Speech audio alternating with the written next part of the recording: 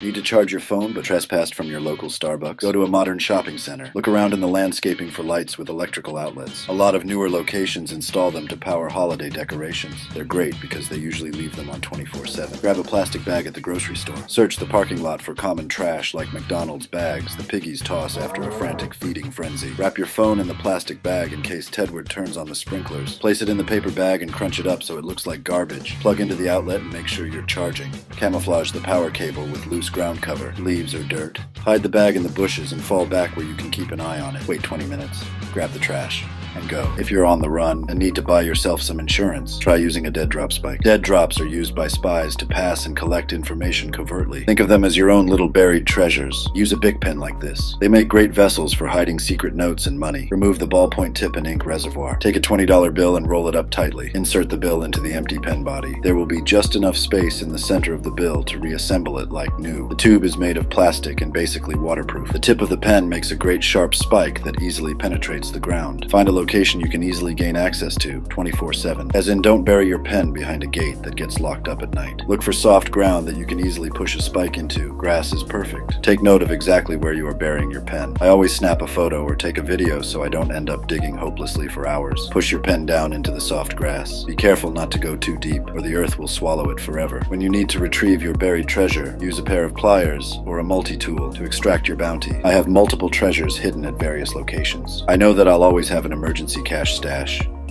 if I can find it. Next time you're at the $5 store, formerly known as the $1 store, grab a few items. Vicks VapoRub or generic menthol ointment is a very powerful tool. The bottle claims it's 100% natural, but most all ointments like makeup, hair products, and chapstick use petroleum as the main ingredient. When I'm stuffed up, I place a small dab on my finger and insert into my nostrils. Goddamn kilogram. It opens up my nasal passages and helps me breathe easy. Petroleum is flammable. Grab some cotton balls or rounds and smear on a bunch of the menthol ointment.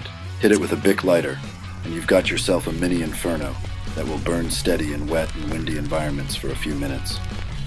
Thanks, oil. Staying dry and warm is priority number one. Study the maps of your local transit system. Starting at your current location, find the destination with the longest travel time. It doesn't require you to deboard or transfer. This ride here takes 4 hours round trip via train. Listen to music, read or watch a video. Stay alert and don't fall asleep. That's 4 hours of being off the street, warm and dry. Rinse and repeat. Pawn shops are extremely valuable assets, especially when it comes to being prepared for survival situations. Where else can you make an offer on the ticket price? I got my Leatherman Super Tool 300 by trading an old knife and a $20 bill. Create a strong and trusted relationship with your local pawn shop. It's important, Marion.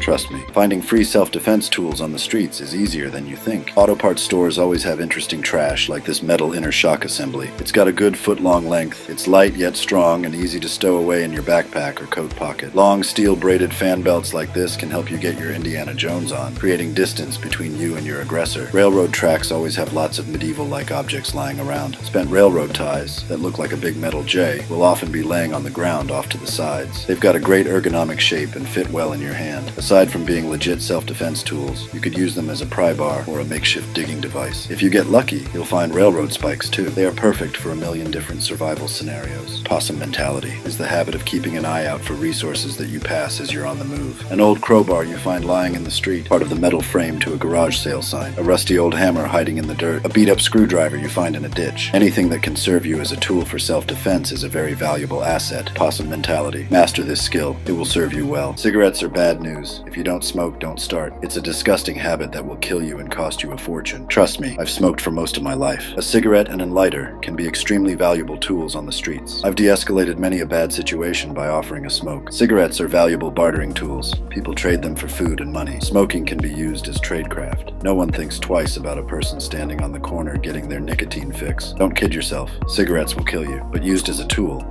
they can be an asset. Wet socks? Get them drier quicker using your body heat. Remove your soggy foot blanket and wring it out thoroughly. Place the damp sock inside your coat or in a pocket close to the heat of your body core. Zip up and keep moving. You can also strap them to the bottom of your backpack and let them air dry. Either way, they'll be a little less wet when you go to put them on again. While you're at the dollar store, use your food stamps and pick up a jar of coconut oil. It's a food. Coconut oil burns forever, and you can use it as a moisturizer for chapped lips and other places that need lube. Use a birthday candle and break it in half, removing the wax but leaving the wick intact. Carve out a hole using a thin, sharp object about an inch deep. Place your birthday candle in the hole and light the wick. Now you've got a candle that will burn for hours on end. If you can't afford a multi-tool, hunt down an old pair of made-in-the-USA pliers. Try thrift shops and garage sales. They have a million uses, like picking up jagged metal, twisting wire, and giving complimentary dental extractions to the enemy. If you want to get your James Bond game on, add a multi-bit screwdriver to your arsenal. I love the ones that store the bits on board in the handle compartment. There's an attachment for every type of situation you may need to get yourself out of,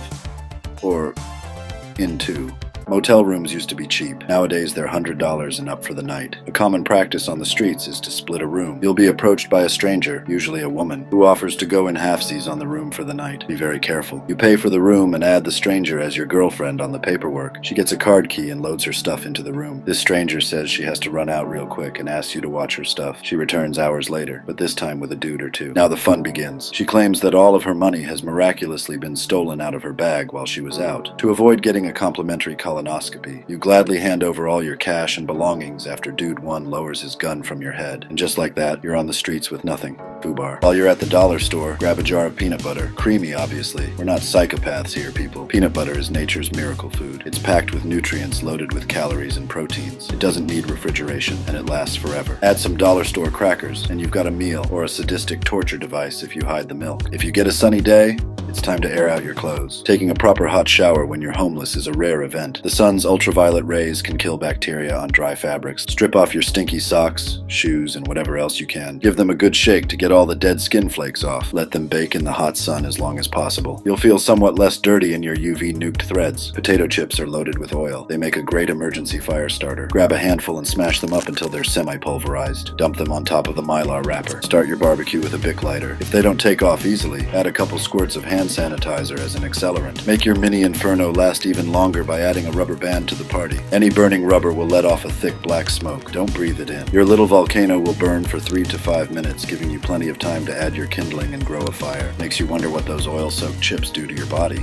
Apparently there's these small metal tokens that were once used as money. Young people throw them from their car windows at fast food drive-thrus. I wait until they get their $10 taco and then move in to help clean up. I pick up all the shiny coins they've tossed. A couple hundred more and I can get my own mystery meat burrito. I always carry 3 extra pairs of wool socks on me. Wet feet are dangerous not only to your physical well-being but also to your morale. Slipping your frozen phalanges into a pair of warm, dry socks is like nirvana. I keep mine in a waterproof dry bag. They weigh nothing, are cheap, and have a million uses in survival situations. Insert your dry socks. Roll the bag down from the top like you do when you're squeezing out the last bit of toothpaste in the tube. Connect the buckle. Now you have a little bag of air. Place your mini Zephyr on a smooth surface and sit on it. Most of the air will be removed, creating a squished down waterproof bag you can easily stow in your backpack. If you don't have a waterproof dry sack, plastic sandwich bags work great too. If you're on food stamps, the rule is you can only buy cold food. Purchasing hot food is not permitted. A common street scam is to go to a grocery store that has self-serve hot and cold food bars. The provided cardboard food boxes are identical for both hot and cold foods. People simply load up at the hot food bar, close the box, and proceed to the self-checkout machines. They place their hot food on the scale and select cold food as the category. If they get caught pulling this scam, they will lose their food stamp benefits for 1 year and face jail time and fines. Is it really worth it? I always carry 3 Bic lighters on me, 1 in my pocket and 2 in different locations inside my backpack. I try to get bright colors so they're easier to find when I'm impaired. In the US, they come with a child safety or future pyromaniac mechanism that makes it extremely difficult to light if cold or wet weather affects the dexterity in your fingers. I perform the exorcism with my Leatherman Super Tool 300. I select the all tool, place it under the metal safety band, and give a quick twist. Easy peasy. Now I can flick my Bic without the metal condom. Your own urine will keep you warm. Just find a bottle and pee in it. Wide mouth Nalgene's are the best. Use a Sharpie marker. Fatter the better. Mark your container with a large X. That way you'll know it's dirty and not accidentally drink it. Find a good hiding place to take a leak. Put your bottle wherever you're cold. It'll warm your ass right up. They say humans can only survive for 3 days without water. I've tried it, and by day 2 you're hurting for certain. Find a commercial building. They have water spigots installed in reciprocal boxes along the outside walls. Head around back to the shipping and receiving zone. Scan the walls and look for a square box or metal faceplate, usually about 2 or 3 feet off the ground. You'll need a Silcock key like this to turn on the water spigot. You can buy one online for around $10. It has 4 hex socket keys. One of them will fit the box and spigot. The water in these lines is potable, meaning safe to drink. The word safe is questionable. I recommend adding water purification tablets to chemically disinfect the water, killing dangerous bacteria, viruses, and parasites just to be sure. Use your Silcock key to open the box. The spigot lives inside. Place the key on the spigot nut and turn it counterclockwise to open the water.